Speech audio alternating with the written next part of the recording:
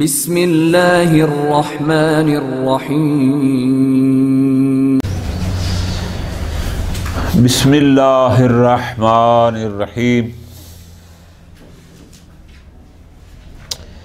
الا ان يدعى ان الاخبار المتقدمہ وادلۃ وجوب الرجوع الى الائمۃ صلوات اللہ علیہم اجمعین تدل علی مدخلیت تبلیغ الحجہ و بیانہ فی طریق الحکم الاخر۔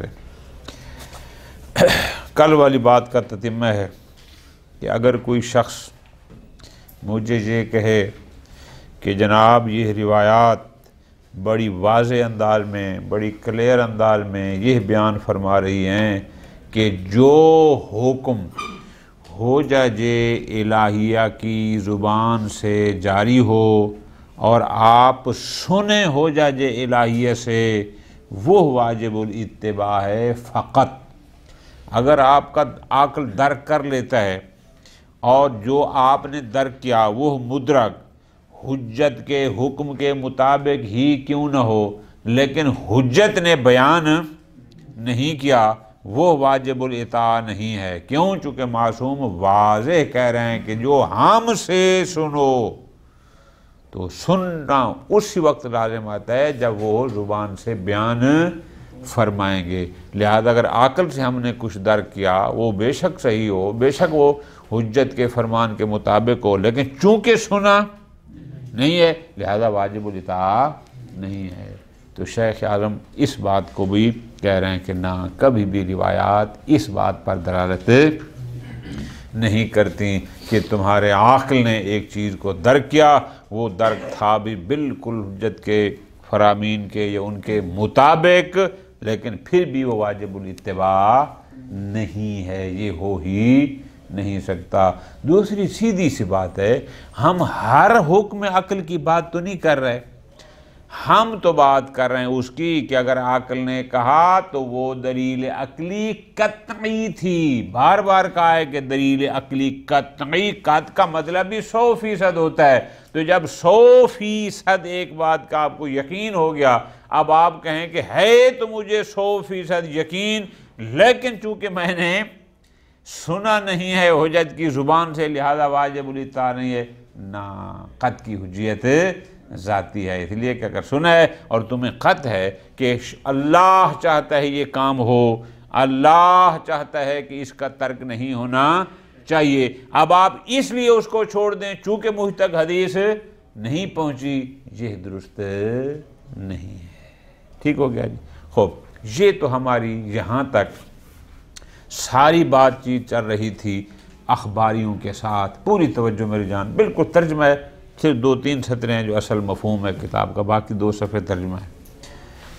اخباریوں نے، آقا جان واپس جانا ہے، اخباریوں نے کیا کہا تھا کہ اگر قطع کا مقدمہ، قطع کا سبب دلیل عقلی ہو، البتہ وہ فطری خالص بھی نہ ہو، وہ ضروری بھی نہ ہو، لیکن نظری ہو، اور نظری بھی ایسی جو بعیدۃ عن الحس ہو، تو کن کن صورتوں میں وہ حجت ہے، کہاں حجت نہیں ہے، وہاں اگر نقل کا اور اس کا تعارض ہو جائے تو نقل مقدمہ الی آخرہ، یعنی فی الجملہ انہوں نے کچھ احکام عقلیہ کی تردید کی تھی کہ اگر عقل سبب ہے تو وہ حجت نہیں ہے۔ پھر ان کی طرف سے ان کو کچھ روایات پیش کی گئی، جناب یہ روایات بھی واضح انداز میں دلالت کر رہی ہیں کہ فقط وہی حکم واجب الاطاعت ہے جس کی تبلیغ کی گئی ہو، یعنی انبیاء علیہ السلام نے باقاعدہ اس کو بیان کیا ہو۔ اگر بیان نہیں کیا، صرف عقل کی بنیاد پر ہو تو وہ واجب نہیں ہے۔ شیخ اعظم نے ان سب کے جواب دیے۔ الانصاف، یہاں سے ایک کلی بات سمجھا رہے ہیں، اگلے 2 صفحے وہ سارا ترجمہ کرتے ہیں، سمجھنے والی بات فقط یہ ہے، وہ یہ ہے، توجہ آقا جان، ہم عقل سے کہاں کام لے سکتے ہیں، کہاں کام نہیں لے سکتے۔ الانصاف میں شیخ اعظم نے اس نقطے کو بیان کیا ہے۔ وہ نقطہ 2-3 سطریں بنتی ہیں، باقی انشاءاللہ ترجمے میں اس کی وضاحت ساری موجود ہے، تکرار کی ضرورت نہیں ہے۔ اگر عقل فطری خالص ہو کوئی شک نہیں کہ ہم نے اس کی بات ماننی ہے. اگر عقل ضروری جس کو آپ بدیہی کہتے ہیں اس نے کوئی حکم لگایا ہے اس میں کوئی شک نہیں کہ ہم نے اس کو ماننا ہے. ٹھیک ہے جی. لیکن کچھ ایسے احکام عقلی ہیں جن کو ہم نے واقعا نہیں ماننا. مثلا حکم عقل ضمنی ہے. کیسے؟ عقل قیاس کی بنیاد پر ایک حکم لگا رہا ہے، عقل استحسان کی بنیاد پر ایک حکم لگا رہا ہے. یقیناً ہم بھی آپ کے ساتھ ہیں، ہم بھی کہتے ہیں ایسا حکم عقل کوئی حجت نہیں ہے. توجہ فرما رہے ہیں؟ اچھا اب ذرا توجہ کرنا. ایک دفعہ ہم بذریعہ عقل، اگر توجہ کرنا لطف آ جائے گا، بذریعہ عقل احکام شرعیہ کا استنباط کرتے ہیں، اور ایک دفعہ ہم بذریعہ عقل حکم شرعی کے ملاک، محور اور مصلحت یا مفسدہ کو سمجھنے کی کوشش کرتے ہیں. یہ دو باتیں مختلف ہیں. تھوڑا اور واضح، آسان سا ہے. ہم نے عقل کی بنیاد پر حکم کا استنباط کیا. عقل کہتا ہے کہ رد الودیعہ حسن ہے. عقل نے کیا کہا؟ کہ امانت کو واپس کرنا حسن ہے. نکتہ سمجھے نا؟ ادھر ہم کہتے ہیں کل ما حکم بہ العقل حکم بہ الشرع. یہی کہتے ہیں نا، ہم نے استنباط کیا کہ رد امانت واجب ہے. یہ ہوتا ہے حکم کا استنباط کرنا، لیکن مقدمہ کیا ہو؟ عقل. ایک ہوتا ہے حکم شرعی کو نہیں بلکہ حکم شرعی کے ملاک کو، اس کا استنباط کرنا. کیا مطلب؟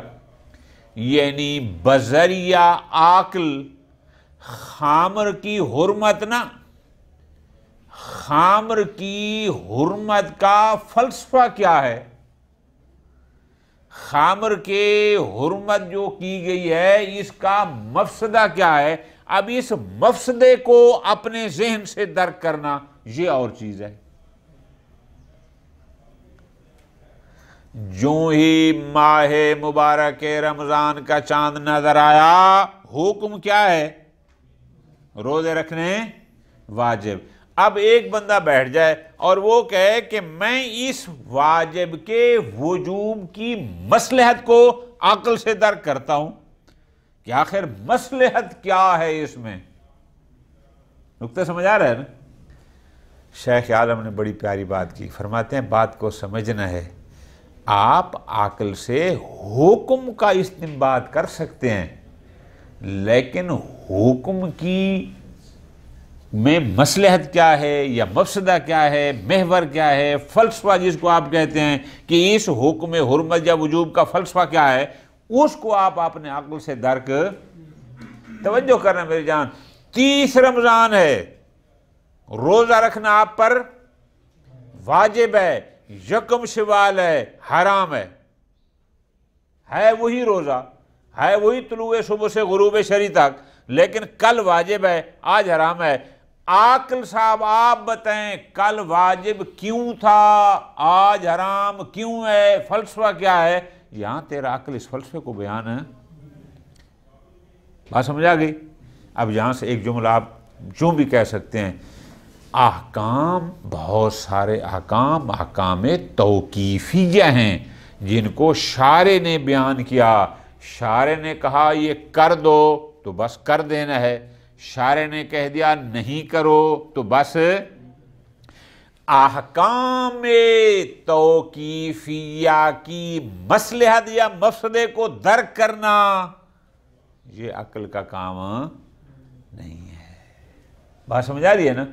بس اس کا مطلب یہ ہوا وہ جو روایات بار بار کہہ رہی ہیں کہ عقل کے ذریعے دین الہی کو درک نہیں کیا جا سکتا، تمہارا عقل فلاں نہیں پہنچ سکتا، یہ اس عقل کی بات ہے جہاں عقل فلسفہ احکام کو سمجھنے کی کوشش کرتا ہے، جہاں عقل قطعی نہیں ہوتا، جہاں عقل فطری خالص نہیں ہوتا، یہ اس کی بات ہو رہی ہے۔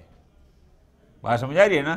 اگر آپ کا عقل ظنی ہے، قیاس کی بنیاد پر عقل کہتا ہے کہ یہ یوں ہونا چاہیے، شریعت کہتی ہے خبردار عقل کا استعمال نہ کرو۔ ابھی ہم ایک روایت بھی بڑی لمبی چوڑی ابان بن تغلب کی پڑھیں گے کہ وہاں بھی بات قیاس کی ہو رہی تھی، تو معصوم نے اس کو منع کیا کہ اپنے عقل کو، تو بس خلاصہ یہ ہو گیا، توجہ کرنا آگا جان،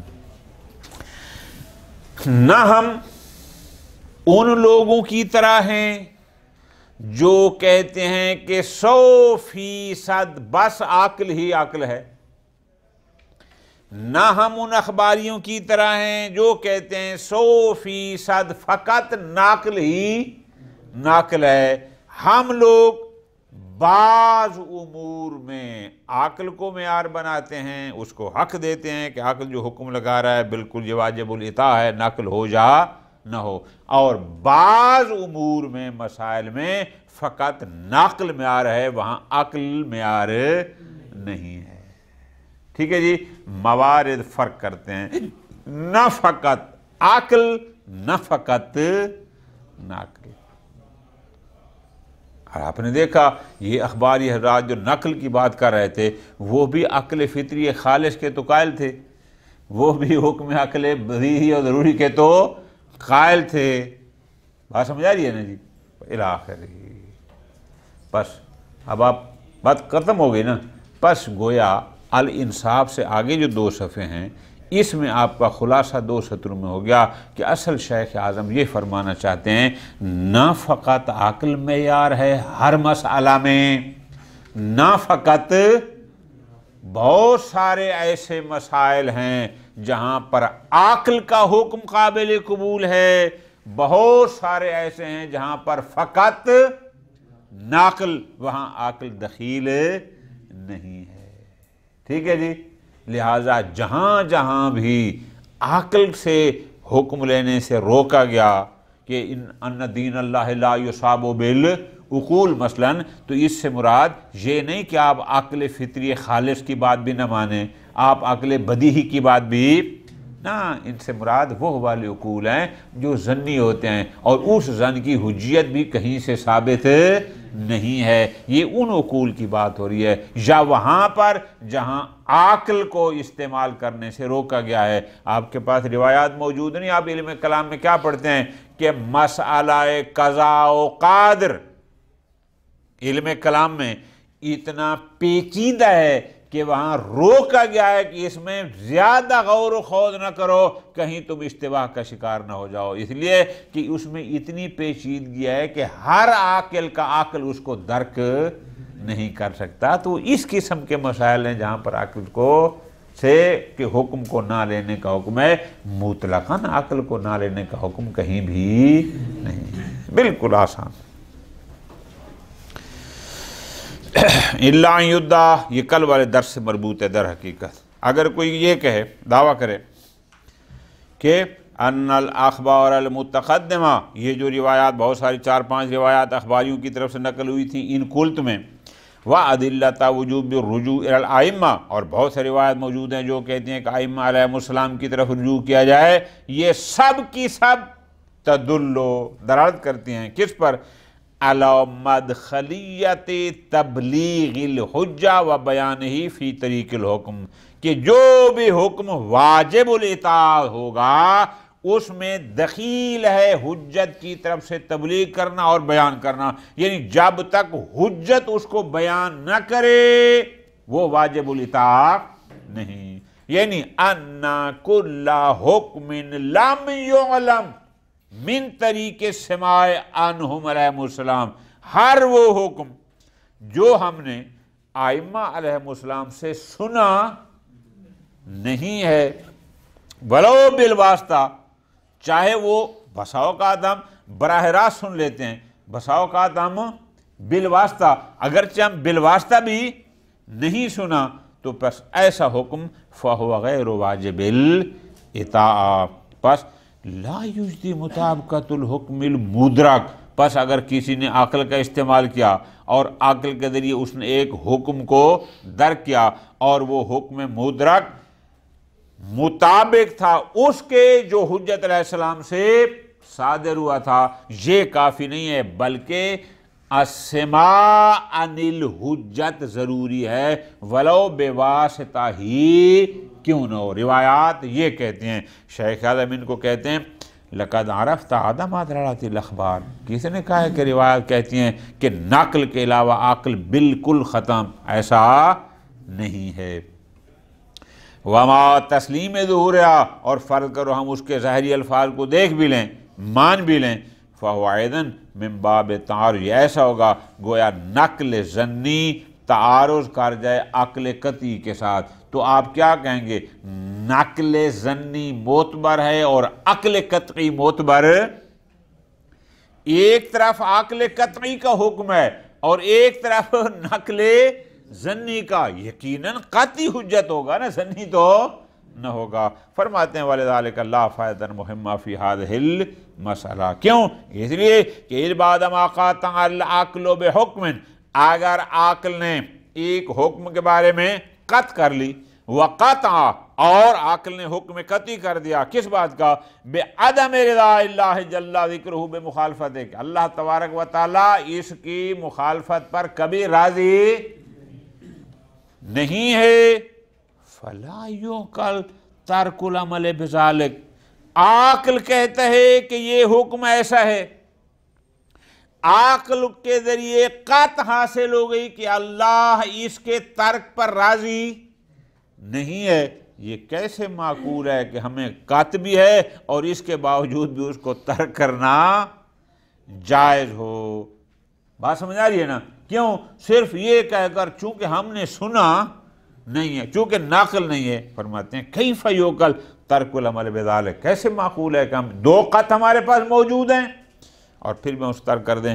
ما دام ھذا القطع، پس فکل ما دل علی خلاف ذلک، اگر کبھی کوئی ناقل اس حکم عقل قطعی کے مقابل آ بھی جائے، اگر وہ قابل طرح نہیں ہے تو اس کی تعویل کریں گے، اور قابل طرح ہے تو فَهُوَ مطروح، اس کو ترک کر دیں گے۔ ٹھیک ہو گیا جی؟ یہاں تک تو بات تھی اخباریوں کی طرف سے جو کچھ پیش کیا گیا اور شیخ اعظم نے ان کا جواب دیا۔ الانصاف، توجہ میری جان، بڑا غور کرنا ہے۔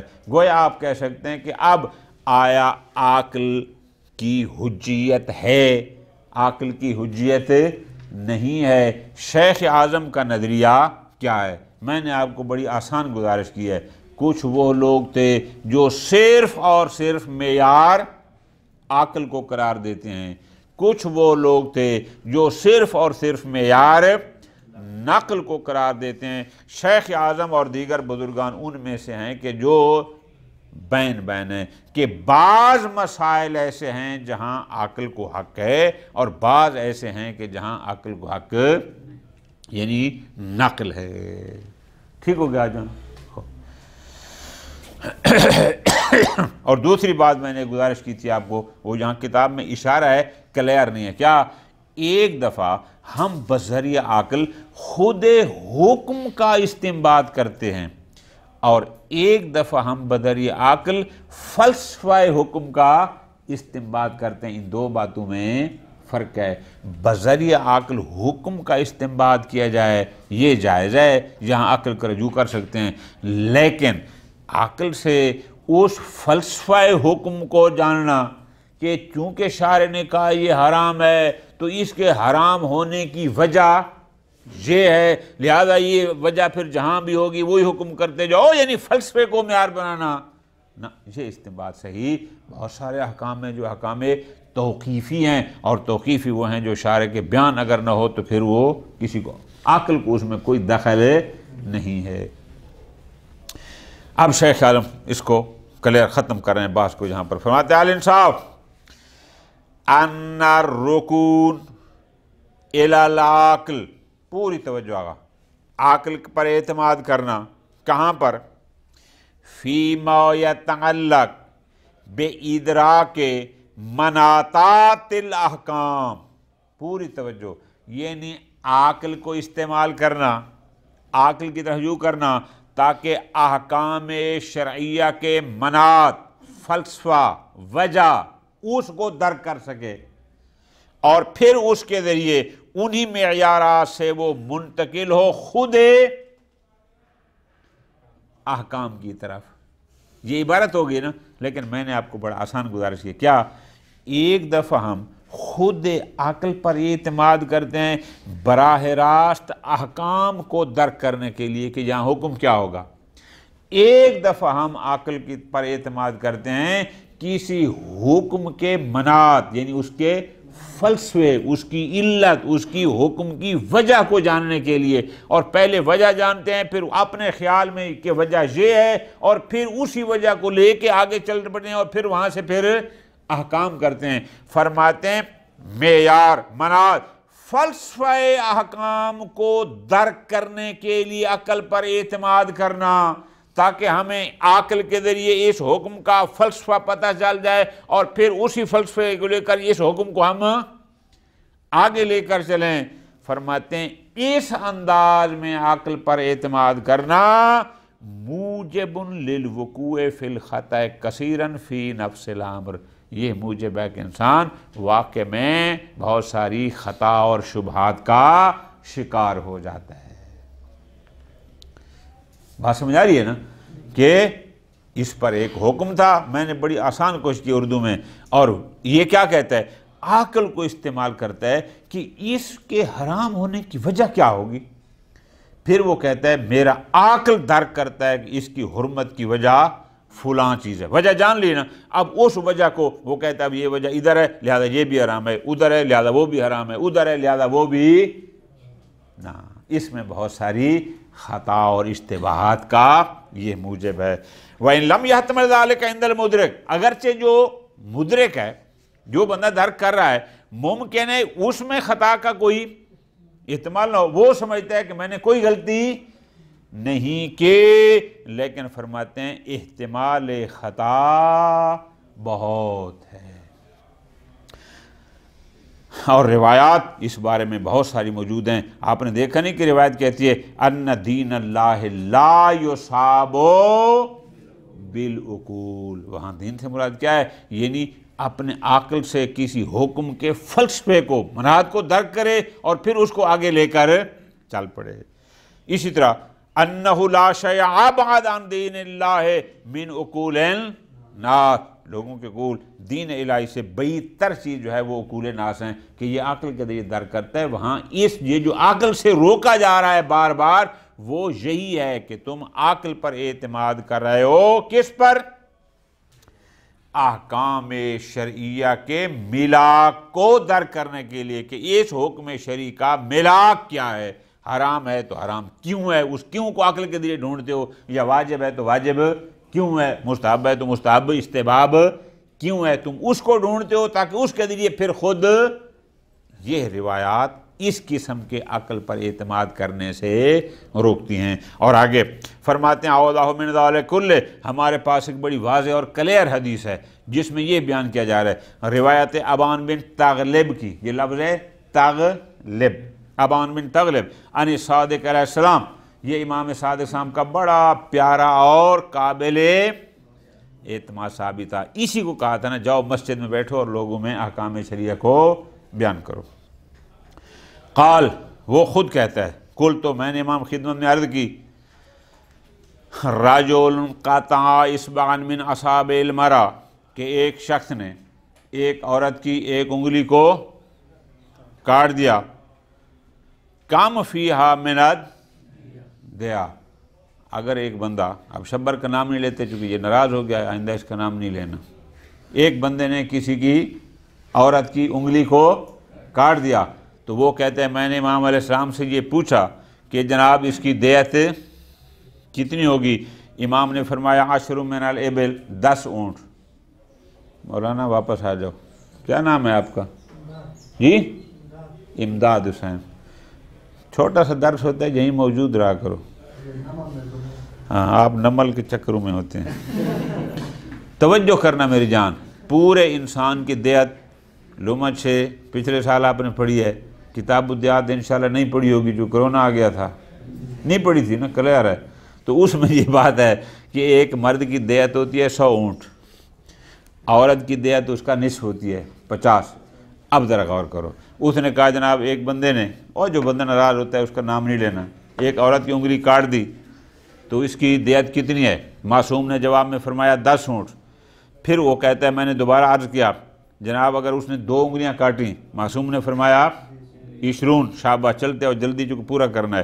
پھر میں نے تیسرا سوال کیا، کاتا سلاسن، امام نے فرمایا 300. پھر راوی کہتا ہے میں نے عرض کیا جناب کاتا اربان، اس نے 4 کاٹیں، معصوم نے فرمایا 20 ہیں. قلت، راوی کہتا ہے میں نے کہا سبحان اللہ، اب نام صبر لے نہیں سکتے جو اس نے روک دیا ہے. کوئی ہوگا ایسا بندہ، اب اس کا نام تو نہیں لے سکتے نا، کہ جناب 3 انگلیاں تو 30، 4 انگلیاں تو سبحان اللہ. یکتو سلاسن فیکون علیہ سلاسون، یکتو اربان فیکون علیہ 20. کانا یبلغنا ھذا ونحن بالعراق، ہم عراق میں تھے، یہ بات ہم تک پہنچی تھی اور ہم نے کہا تھا ان الذی جاء بہ شیطان، یہ شریعت کا حکم نہیں ہے، یہ شیطان کا حکم ہے کہ 3 انگلیوں پر 30 اور 4 انگلیوں پر 20. اب جب اس نے کہا امام نے فرمایا مہلن یا شبر لکھا ہے، ابان لکھا ہوا ہے، ہاں ابان، مہلن یا ابان، اے ابان، خاموش چپ، بات سمجھ آ گئی نا؟ اچھا، ھذا حکم رسول اللہ صلی اللہ علیہ وآلہ، ایسی گستاخی نہ کرو کہ یہ اچھا جی. ان المرأۃ، کیوں؟ یہ کتاب الدیات لومت 6 جو آپ نے نہیں پڑھی، یہ بات اس میں طے تھی کہ عورت دیات میں مرد کے ساتھ چلتی ہے، لیکن جب عورت کی دیت مرد کی دیت کے 16 سے زیادہ ہو جائے تو پھر وہ نصف پر آ جاتی ہے، چونکہ کل مرد کی دیت 100 اونٹ ہوتی ہے اور عورت کی دیت ہوتی ہے 50. آپ توجہ رکھنی ہے میری جان، 4 انگلیوں پر اگر 40 کریں تو 40 100 کے 16 سے زیادہ ہے. 100 کا 16 33 بنتا ہے نا، 30 16 سے کم تھا، عورت اور مرد برابر چلتے رہے، لیکن جب 4 انگلیاں آئیں تو کتنا بننا تھا؟ لیکن 40 100 کے 16 سے زیادہ ہے. اب یہاں عورت پھر نصف پر آ جائے گی، یہ قاعدہ کلیہ ہے. خوب، مہلن یا ابان، ھذا حکم رسول اللہ صلی اللہ علیہ وآلہ وسلم، ان المرأۃ تعقل الرجل الی ثلث، عورت مرد کے ساتھ دیت میں برابر چلتی ہے لیکن 16 سے زیادہ. فاذا بلغت الثلث، جب 16 تک پہنچ جاتی ہے، رجعت الی النصف. یا ابان انک اخذتنی بالقیاس، تو نے قیاس کون سا تھا؟ عقل سے لے رہا تھا نا، کہ اگر 3 انگلیوں پر 30 ہیں تو 4 انگلیوں پر 40 ہونی چاہیے. سبحان اللہ. معصوم فرماتے ہیں وَسُنَّةُ اِذَا قِیسَتْ، جب احکام شریعہ کو قیاس کے ذریعے لیا جائے گا نا، محق الدین، پھر دین نابود ہو جائے گا، قیاس کی گنجائش نہیں. اب سمجھ آ گیا جہاں؟ اب یہاں سے ہمیں کیا نکتہ سمجھ آیا کہ اس کا مطلب ہے ہر جگہ عقل تو کہہ رہا تھا نا، واضح سی بات ہے، چھوٹا بچہ بھی کہے گا کہ اگر 3 انگلیوں پر 30 ہیں تو 4 پر، لیکن یہاں عقل کارآمد نہیں ہے. ٹھیک ہو گیا؟ فرماتے ہیں واہیا، یہ روایت، وَإِنْ كَانَ ظَاهِرَةً فِي تَوْبِيخِ ابان، اگرچہ ظاہری طور پر امام صادق اسلام ابان کو کہہ رہے تھے نا، مہلن یا ابان، ایک بندے کا نام لیا تھا نا، ظاہراً اس کی ہو رہی تھی. اللہ رد روایت ظنیہ، کہ اس کی توبیخ کی تھی کہ وہ روایت اور جو تو نے عراق میں سنی تھی اور تم نے کہا تھا ایسا ہے، پیغمبر امام علیہ السلام نے اس کی توبیخ کی، خبردار ایسا نہ کرو. کیوں؟ بمجرد استقلال عقلی بخلاف، اس لیے کہ تیرا عقل اس کے خلاف کہہ رہا تھا، عقل تیرا کہہ رہا تھا 3 انگلیوں پر 30 ہیں تو 4 پر 40 ہونی چاہیے۔ امام نے اس کی توبیخ کی۔ اور تعجب مما حکما، یا امام نے توبیخ اس بات پر کی کہ امام نے جب کہہ دیا کہ 4 پر 20 ہیں تو پھر تو نے تعجب کیوں کیا؟ وہ جو اس نے کہا تھا سبحان اللہ، یہ کلمہ تعجب تھا نا، اس پر توبیخ کی تھی۔ کیوں؟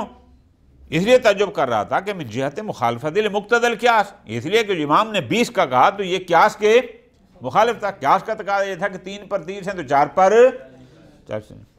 لیکن فرماتے ہیں بات فقط ابان کی نہیں ہے، ظاہر اس کی توبیخ ہے، لیکن ان مرجع الکل الی التوبیخ، لیکن در حقیقت یہ ہمیشہ کے لیے ایک قاعدہ کلیے کے طور پر معصوم توبیخ فرما رہے ہیں۔ کس پر؟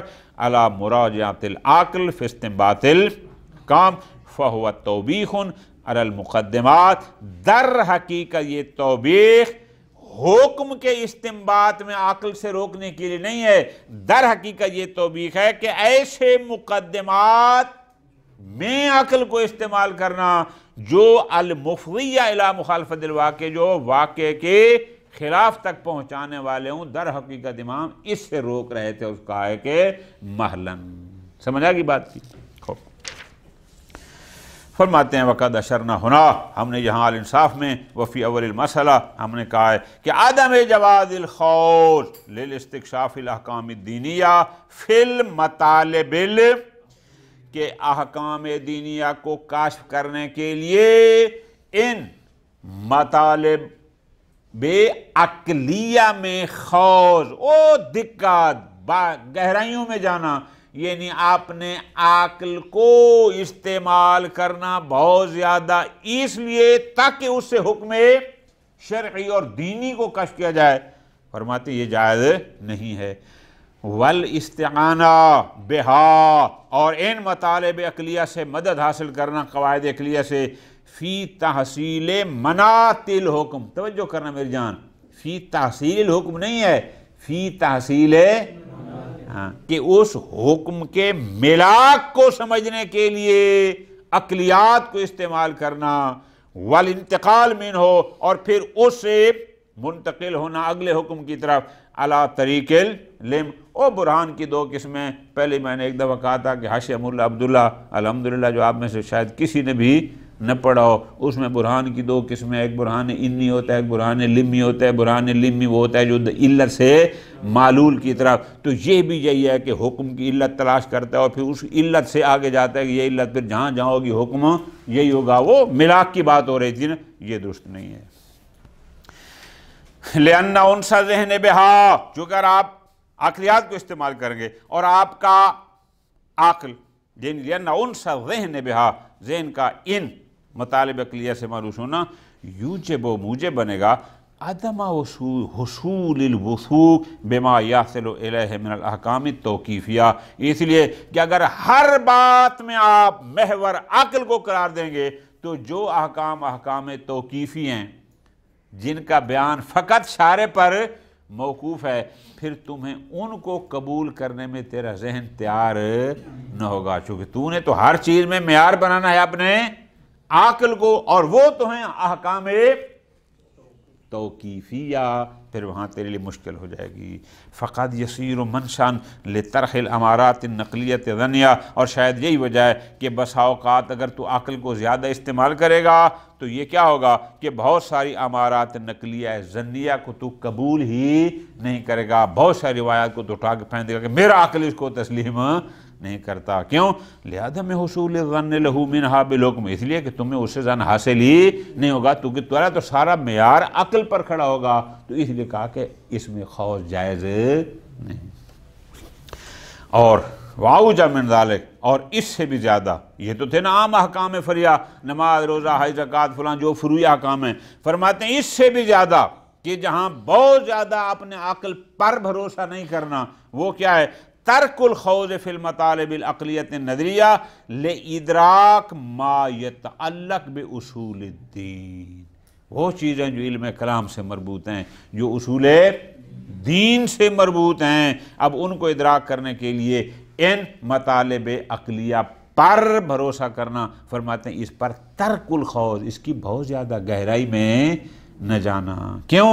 اس لیے فَإِنَّهُ تَعْرِيضٌ، اگر آپ علم کلام میں، اس بات ثانے میں یا قضاء و قدر میں، جو بڑی گہری باتیں ہیں، اگر اس میں بھی آپ عقلیات میں خوض کریں گے، یہ تعریض ہے ہلاک دائم، یعنی اپنے آپ کو ہمیشہ کی ہلاکت میں اور عذاب خالد میں ڈالنے کے مرادف ہے۔ گویا آپ ایسے کام میں پا رہے ہیں کہ جہاں پر آپ کا نجات کا شاید کوئی رستہ نہ نکلے۔